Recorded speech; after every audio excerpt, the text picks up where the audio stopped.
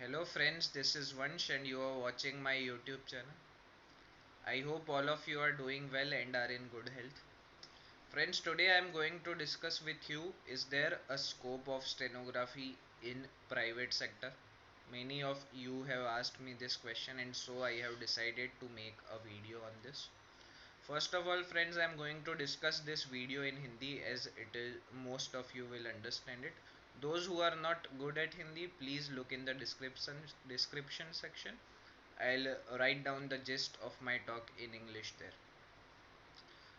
तो फ्रेंड्स चलिए बात करते हैं कि क्या प्राइवेट सेक्टर में स्टेनोग्राफी का स्कोप है। बहुत सारे लोगों को ये क्वेश्चन है। मैं पर्सनली खुद मैं गवर्नमेंट सेक्टर से प्राइवेट सेक्टर में शिफ्ट हुआ हूँ, तो काफ़ी लोग मुझे पूछते हैं कि आपने ये डिसीजन क्यों लिया। काफ़ी लोग शॉक हो जाते हैं। तो फ्रेंड्स, सबसे पहले मैं आपको ये बताना चाहता हूँ कि प्राइवेट सेक्टर हो या गवर्नमेंट सेक्टर हो, स्टेनोग्राफर की ज़रूरत दोनों में है। हाँ, प्राइवेट सेक्टर में उसका नाम अलग अलग हो सकता है पोस्ट का। पर्सनल असिस्टेंट कह दो, प्राइवेट सेक्रेटरी कह दो, कोऑर्डिनेटर कह सकते हैं। पोस्ट का नाम अलग हो सकता है और होता भी है अलग अलग, लेकिन दैट डज नॉट मीन कि स्टेनोग्राफर का काम नहीं होता। बेसिकली जो काम आप गवर्नमेंट सेक्टर में करते हैं वही काम आपको प्राइवेट सेक्टर में भी एज अ स्टेनोग्राफर मिल सकता है, लेकिन उसका पोस्ट का नाम अलग हो सकता है अकॉर्डिंग टू देयर नोमेनक्लेचर। दूसरा, लोग पूछते हैं कि कहाँ से हमें पता चल सकता है कि प्राइवेट सेक्टर में क्या सेफ्टी है और क्या स्कोप है। देखिए, कोई भी आपको अगर चाहिए कि पता करना है कि जॉब है कि नहीं, तो first thing you should do is Indeed.com या Monster.com जैसी वेबसाइट्स है, उस पर सर्च कर लीजिए। आपके एरिया में तीन चार आप फिल्टर्स लगा सकते हैं: personal assistant, private secretary, stenographer, English stenographer, Hindi stenographer. तो उसके हिसाब से आपको आइडिया आ जाएगा। उसमें जो भी कंपनीज होती है उसका डिटेल्स होता है कि ये कंपनी की स्ट्रेंथ क्या है, क्या आपका वो काम क्या चाहते हैं आपसे, कितना सैलरी है, वो भी पहले से वो लिख देते हैं इन मोस्ट केसेस। नहीं तो भी उनका नंबर दिया होता है। आप अगर इंटरेस्टेड है तो आप शेयर कर सकते हैं उनके साथ अपना रेज्यूम, या फिर कॉल से बात कर सकते हैं। सेफ्टी की बात है तो देखिए, जितनी बड़ी कंपनी होगी उतनी ज़्यादा सेफ्टी है। हाँ, गवर्नमेंट जितना सेफ तो नहीं है प्राइवेट सेक्टर, नो डाउट। लेकिन अगर आप अच्छा काम करते हैं, अगर अच्छा काम करेंगे तो यू आर सेफ। लेकिन अगर आप लेथार्जिक है, लेज़ी है अपने काम में, तो दिक्कत आ सकती है। लेकिन जनरली बड़ी कंपनीज़ में दिक्कत नहीं आती है।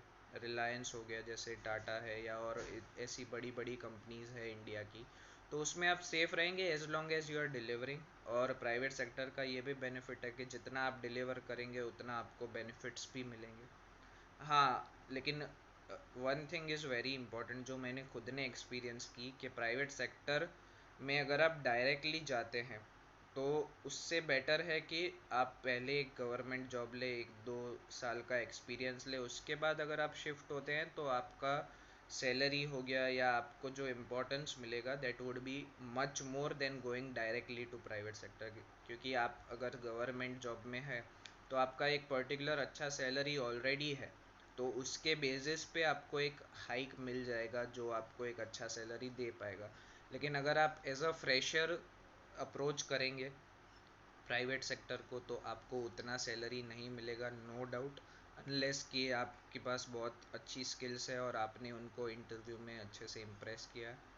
तो आप ऑनलाइन, मोस्टली ऑनलाइन उनको कांटेक्ट कर सकते हैं, ईमेल से अपना रेज्यूमे भेज सकते हैं। अगर इंटरेस्टेड होंगे तो वो आपको बताएंगे। मेरे केस में तो कंसल्टेंसी ने मुझे कॉल किया था, क्योंकि मेरा रेज्यूमे अपलोडेड रहता है monster.com पे, मैंने रखा था उसको। तो ये भी एक अच्छा है कि अगर आप अपना रेज्यूमे ऑनलाइन अपडेटेड रखेंगे, monster.com हो गया, Indeed.com हो गया, तो आपको सामने से ऑफर्स आएंगे। आपको भी सर्च करने की भी ज़रूरत नहीं है। अगर आपका अच्छा एक्सपीरियंस है, अगर आपने अच्छा जॉब ऑलरेडी कर रहे हैं, तो आपको सामने से ऑफर्स आएंगे। हाँ, लेकिन ये बात तो है कि प्राइवेट सेक्टर में आपको टिके रहने के लिए गवर्नमेंट सेक्टर वाला एटीट्यूड नहीं, आपको रेगुलर रहना पड़ेगा। काम ज़्यादा रहेगा गवर्नमेंट जॉब सेक्टर से, लेकिन उतना फिर सेटिस्फेक्शन भी आपको ज़्यादा मिलेगा। क्या करना चाहिए ये आपका चॉइस है। गवर्नमेंट जॉब भी बहुत अच्छा है, प्राइवेट जॉब भी बहुत अच्छा है, इट्स योर पर्सनल चॉइस। लेकिन हाँ, प्राइवेट सेक्टर में भी स्कोप तो रहता ही है स्टेनोग्राफी का, so don't worry about it. आपको सैलरी तो will depend on your skills. Interview में क्या आप कितना अच्छा आप इंटरव्यू देते हैं उसके हिसाब से आप फिर नेगोशिएट कर सकते हैं। ऑलरेडी गवर्नमेंट सर्विस का 2-3 साल का एक्सपीरियंस होगा तो आपको उस हिसाब से हाइक भी अच्छा मिलेगा। सो आई होप फ्रेंड्स आपका ये डाउट क्लियर हो गया। प्राइवेट सेक्टर में भी स्टेनोग्राफर की ज़रूरत होती है, पोस्ट का नाम अलग हो सकता है, personal assistant, private secretary, coordinator, वो आप सर्च कर सकते हैं कीवर्ड लगा के। और हाँ, प्राइवेट सेक्टर भी अच्छा है लेकिन first priority should always be a government job. मैं ये इसलिए बोल रहा हूँ क्योंकि मुझे गवर्नमेंट जॉब था, इसलिए मुझे प्राइवेट सेक्टर में अच्छा पोस्ट मिल पाया, अच्छा सैलरी मिल पा रहा है। तो अगर आपका फर्स्ट प्रायोरिटी, तो आपको हमेशा गवर्नमेंट जॉब ही रखना चाहिए। That is what I would suggest you, and please please please try to get a government job.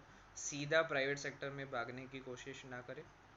Government job लेके फिर 1-2 साल करके फिर सोचिए कि आपको कहीं और शिफ्ट होना है कि नहीं। ओके फ्रेंड्स, आई होप आपको ये वीडियो पसंद आया हो। अपने फ्रेंड्स के साथ शेयर करें, चैनल को सब्सक्राइब करें अगर आपने ऑलरेडी नहीं किया है, और बेल आइकन को हिट करें ताकि आपको मेरे हर एक वीडियो की अपडेट मिलती रहे। Take care, bye.